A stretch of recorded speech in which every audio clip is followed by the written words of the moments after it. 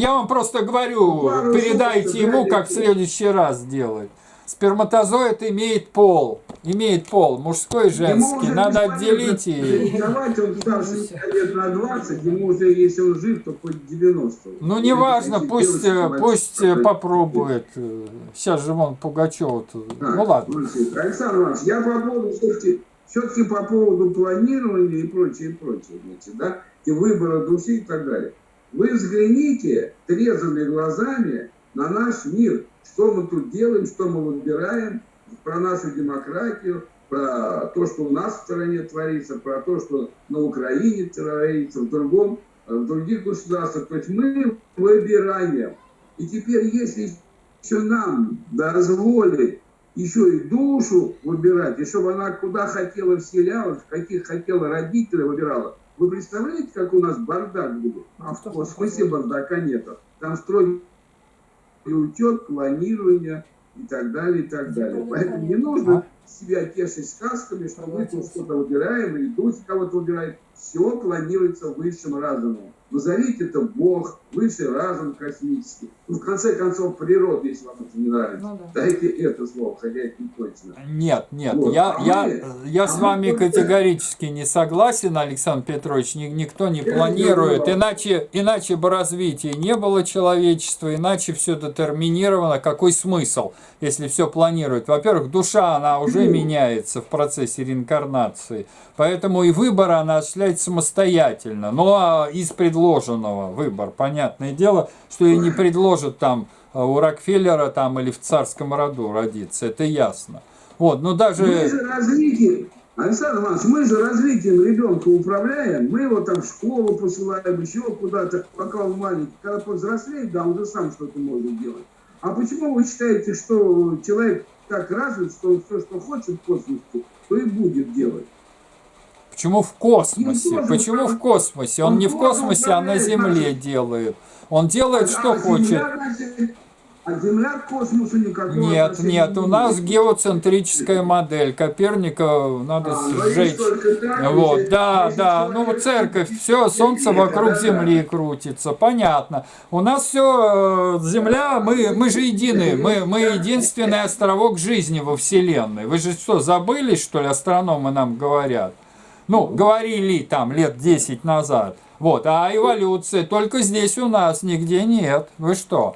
Поэтому все это очень у вас стрёмно. Что-то какой-то космос. Вообще это звездочки на небе, это лампочки. Да, ну, Александр Петрович, я понимаю вас, да, но дело в том, что нам надо завершать уже эту тему. В общем, понятно, дети наши все, дети. Но просто я хочу сказать, что в советское время было принято... Мы, кстати, родились очень вот с Наташей, я имею в виду, вот еще раз покажу Наташу. Вот мы одного года, одногодки, в одном классе учились. Поэтому мы родились в очень интересное время. Это так называемые споковые поколения. Ну, понятное дело, до Союза это дошло, хоть и с опозданием, но все-таки споковое. Тогда говорили, все лучше детям, дети будут лучше нас жить. Ну, это такая пропаганда была, в смысле, лучше родителей, лучше взрослых, да? И споковое поколение в чем заключалось? Это Бенджамин Спок, известный психолог западный, который написал массу книг, и одна из этих книг «Ребенок-король». «Ребенок-король», его известный лозунг. Ну, он написал не «Ребенок-король» книгу, а «Ребенок и уход за ним», но неважно. Он там провозглашает лозунг «Ребенок-король». Что хочет ребенок, то и делай. Значит, он хочет то-то, то-то, то-то, то-то, то-то. И в конце концов воспитали поколение эгоистов, эгоцентристов, правильнее говорить. Потому что эгоизм и эгоцентризм – это разные вещи. В общем, чего они захотят, то и будет. В общем, на Западе это все, в конце концов, когда эти детки возросли, ну, стали взрослыми, там, достигли детородного возраста, лет по 17-18, они устроили сексуальную революцию в конце 60-х. Вот, у нас это тоже в виде хиппи там и так далее, там, ну, хиппи, там, дети цветов, то есть они, в принципе, еще марихуану, но не марихуана, а ЛСД там на 2 года как бы разрешили и прочее разное.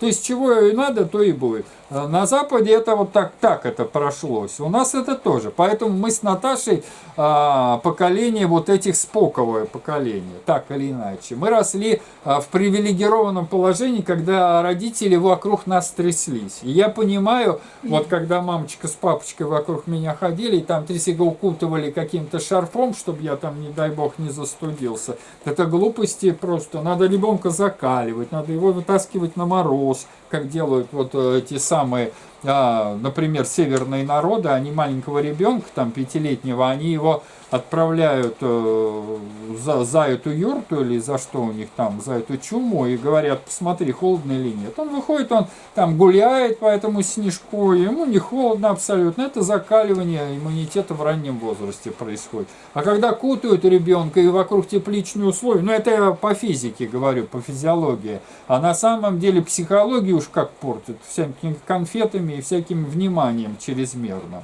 Это уже просто я с этим борюсь. Я не знаю, вот, Наташа, ты борешься с этим? Саша, во-первых, я с тобой немножечко не согласна, что мы споковое поколение. Я, например, про Спока узнала только когда уже своего ребенка первого родила и стала читать. Мои родители слыхом не слышали меня. Нет, это понятно, но все равно доходит. Это опосредованно. Мы поколение детей войны. Ну какое же мы поколение детей Сашенька, войны? мои родители родились в 1939 году. Они дети войны, Саша. И Нет, когда они они говорили, дети войны. они дети войны, я говорю, мы поколение детей войны.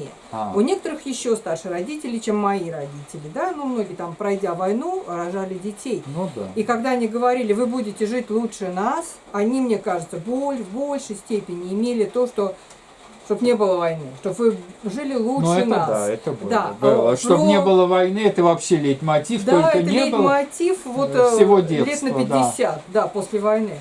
Вот. И плюс, вот ты говоришь, там над нами сюсюкали, наши родители очень много работали. Я не знаю, может быть, тебе создавали тепличные условия. Мы дети улицы, честно скажу. И какое там кутанье, какое там сюсюканье. Ну это зависит еще индивидуально. Очень индивидуально, поэтому, возможно, ты жил вот, ну, в такой семье, которая... Вот, нет, ну я хочу тебе сказать, что мы жили в общаге, и там, конечно, ну и сама не меньше понимаешь. Внимания, это... чем, там, не меньше влияния, чем Спок на нас. Например, семья Никитиных вот была для нас примером, для нашей семьи, да. Закалка, спартанское воспитание и так далее. То есть очень много, я считаю, разнообразие большое. То есть ты себя не считаешь споковым поколением? Нет, нисколько. Нет, но я все-таки считаю, что все-таки была такая, хотим мы не хотим, общая тенденция, вот дети вокруг детей, они там цветы, им все улыбались, все. А сейчас, смотрите, дети, кажется, они там жрут, извините, срут и все. Ну, как бы, вот такое даже есть прагматическое отношение, вот когда заводят ребенка, да, вот молодежь, она думает, значит, уже, да, причем такое отношение, ну вот я сталкивался, молодые люди, они к ребенку как к собачке относятся, вот примерно так. А? Да, ну просто завести собачку, вот завести ребенка типа одну и ту, ну только собачка живет меньше, чем ребенок.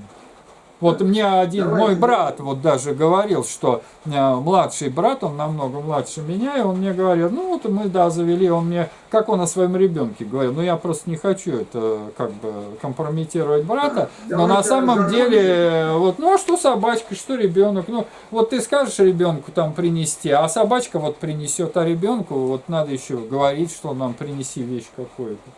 Ну, ну, в общем, ладно, это, конечно, тоже может быть индивидуально. Да, да. Ну, на этом мы, дорогие друзья, завершаем наш этот экскурс. В общем, а будем в следующий раз говорить о любви, психологии любви. Вот до чего мы дошли. Да, в общем, поэтому мы останавливаем нашу запись, чтобы не сказать больше.